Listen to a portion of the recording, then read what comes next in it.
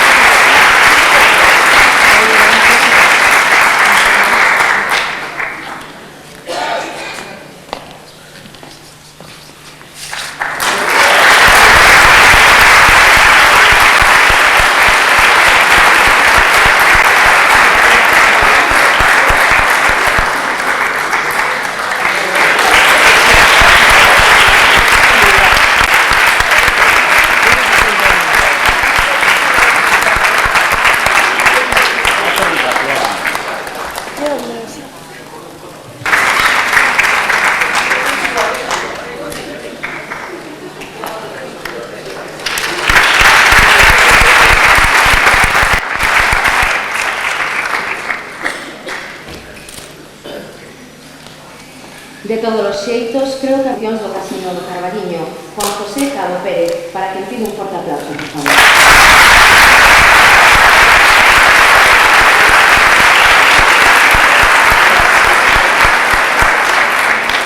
A Xunta Directiva do Casino Cultural e Artístico do Carballiño quero agradecer primeiro as autoridades aquí presentes que nos honran por presenza, así como aos socios e a todos. Como sabedes, a primavera é a estación afeito a todas estas cousas. Foi, na actualidade, asesor do Concello de Vigo en todos os asuntos. A difusión desta edición da Festa da Mimosa, Miguel Toledo Garrido, naceu no ano 1944 en Padroso, no concello de Xunqueira de Ávila. Despois de ter rematado os seus estudios eclesiásticos no Seminario de Ourense, marcha a Roma e licenciase en Filosofía Pura na Universidade dos Dominicos. Máis tarde licenciaríase nesta mesma materia na Complutense de Madrid. No ano...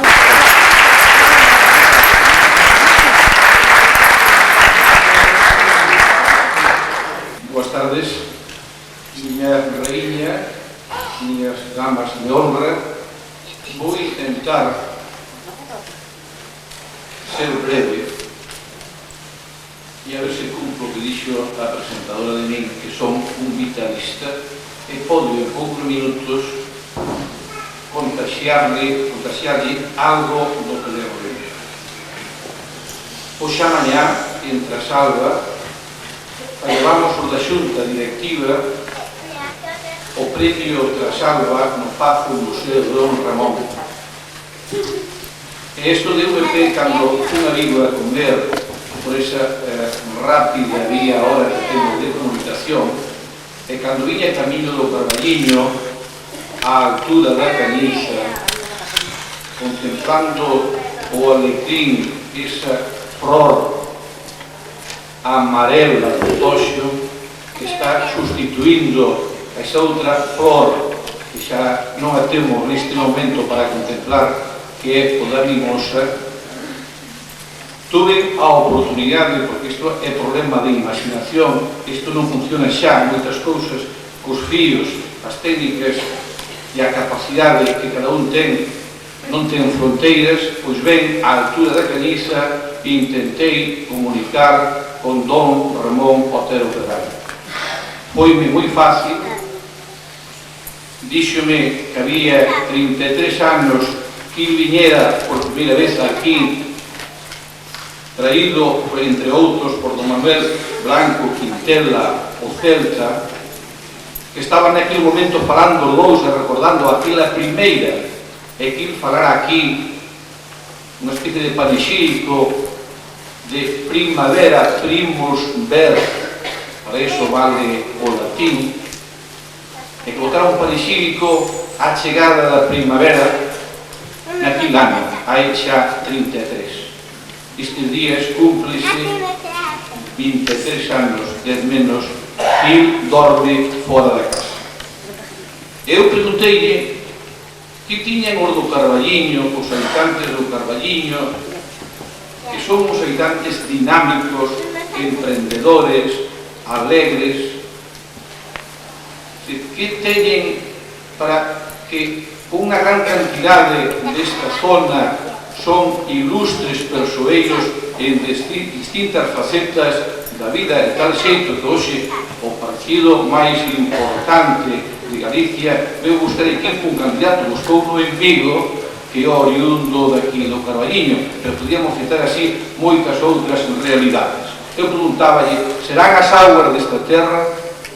Será o viño mesmo que ven de Rivadavia que ao subir para arriba medra? Será o clima? Será o ambiente? E díxome que non tiña estudiado o tema, pero que para outro día me daría a resposta. Ben, eu conocín ao Carballiño, estando no Seminario de Ourense, trouxéronos aquí a ver unha vila dinámica e a ver unha cousa nova que entón se estrenaba, que era a piscifactoría. Vede aquí, como tamén a veces os que tuvemos a sorte de estudiar o latín tamén nos vale para saber de onde ven as palabras. Piscis é do verbo facio que Don Juan Corral, que está lá ao lado, só explicarle a todos vostedes con moita parsimonia, moita constancia, moita xerosidade, e eu, se me dixeron hoxe, creo que o día 24 vanlle tributar o merecido homenaxe. Pero, se ustedes observan, a veces na vida hai un comportamento da xente que fala, que fala non ten cancelas, que dice tal persona, que tal cousa, que dixeron e que fixo. Eu recordo un dito que eu a veces utilizo para desfacer, e que dixeron que fulano e tal. Ben, eu recordo unha cousa moi bonita que se dicía entón, e que a mí me ven ao maxín, cando quero de contar eso, é que alguén un día me dixo: as troitas da artista e factoría do Carballiño están buísimas. E digo, está loco, Michels? Non, pero vimos comer un puñado do meu irmán. Ben, cando vinha tamén pa aquí, tamén hai un amigo por estas celas tamén moi ingenioso, que vive en Vigo, que é moi amigo meu, e que di e practica que a noite é para dormir e o día para descansar. Eu penso que podíamos pôr todos de acordo nisto hoxe. Eu penso que se votáramos estaríamos todos de acordo ao 100%. Pois ben, isto ainda se pode mellorar, porque eu un día contéllelo a este gran humorista gráfico ourensán, que é Fernando Quesada, que, como saben vostedes, fai ese chiste gráfico na segunda página do Faro, e contelle iso, e mellorou da seguinte maneira: puxo tumbados a dous folganzanes debaixo dun carballo, e dicía un ou outro que aparece na viñeta, que dicía: tú tranquilo, que a noite é para dormir e o día para descansar. E outro día respondeu-lhe: e as vacacións que? Pois ben, se esperamos de acordo en que a noite é para dormir e o día para descansar, teríamos que preguntar: e a festa de Limosa que? É un dereito que temos adquiridos, como outro señor tamén tiña o dereito adquirido das vacacións. Non se poden renunciar aos dereitos adquiridos agradables. Pois ben, eu, como home humanista, iso dixo a presentadora, e intento serlo, temos que acudir de novo ao latín. Saben vostedes que cando os romanos o que había, foronse producindo linguas distintas, así en Francia o francés, en Cataluña o catalán, no resto de España que non sea Cataluña, o País Vasco e Galicia, nace o castelán, e aquí naceu o galego. Por iso é moi importante saber estas cousas, non? É moi importante. E é imposible que os fagan outros. Pois ben, a palabra cultura, que logo quero chegar a demostrar que a festa tamén é cultura, a palabra cultura, e de aí ven a agricultura, cultivar o agro. Un campo cultivado produce, un campo que non está cultivado, está inculto, non produce. O que está cultivado produce cebolas, repolos, millo, viño ou o que sexa. De agricultura de cans, apicultura de abellas, ou mesmo cando a xente di que en Ourense hai unha gran riqueza avícola. Vexen vostedes, avis, de latín, e de colo escolere, ben procede de eso. Ben, e entonces, por esa afinidade de que o campo cultivado produce, chegouse á conclusión de que a persona cultivada era a persona letrada, a que sabía moito, a que tiña moitos conocimientos. Isto hasta non fai moito tempo. Pero ben, a chegada das técnicas novas, un almacén de conocimientos é unha enciclopedia, é unha persona. Pero logo chegou outro aparello que é un ordenador que supéranos en moitísimos casos como un almacén de coñecementos. Entón, os científicos, sobre todo os antropólogos, puxeron en tela de xuicio e preguntaronse que era realmente a cultura, que é o que quero chegar eu. E hoxe está aceptado por todo o mundo que a cultura é a capacidade de dar respostas aos problemas e situacións que se presentan. De tal maneira que os educadores e os pais tiñades que reflexionar profundamente no futuro, para que un rapaz non tiña que ser abogado nin médico, porque a mí era un parado e era un frustrado. É dicir, se vos lle un cada son rapaz que se ixe unha cousa que non ten dotes para realizarse, ser feliz, está do frustrante. Por qué? Porque se logo temos procedentos que non pode utilizarlos para cambiar e para darlle resposta á sociedade, é evidente que lle valen para ben pouco. Bueno, a veces valen para algo. Eu recordaballe a entrada que eu conozo a un personaxe importante de Vigo, enxeñeiro de Montes, que fixo oposicións ao Concello de Vigo para peón de xardíns, sacounos. Pero hoxe é xefe de parques e xardíns do Concello de Vigo. Eu penso que é porque é do Carballiño, outro mellor non é capaz, pero iso é do Carballiño. A veces vale tamén para iso. O que quero dicir é que a orientación que hai que darlle no futuro, as dinámicas todas debería cambiar. E se a cultura é a capacidade de darle respostas á vida, é evidente que nós, como seres sociales, temos necesidade a veces de desfogue, de relación, de festa. Entonces, iso é un problema que se corrixe. Penso cales son as 4 condicións para que podia haber festa. A primeira, penso eu, ten que haber moita xente. Se hai pouca xente, non pode haber festa. Ten que haber moita, pero se hai moita pode ser unha feira. Entón, fai falta algo máis, fai falta unha segunda. Ten que haber música.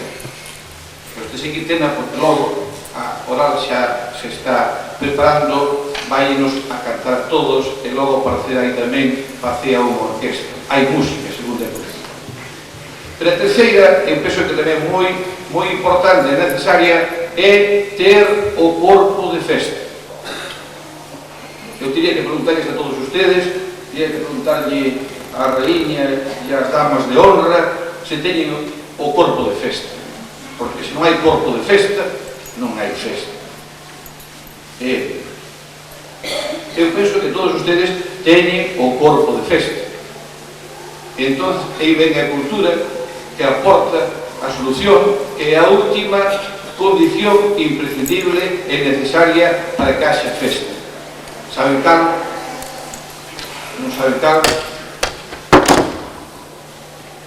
Eu acudín, cando vim para aquí, nesa conversa grata e bonita e imaginaria con don Ramón Otero Pedraio, e il autorizoume para que lles transmitira que a última, e hai que practicarla, é darlle festa ao corpo.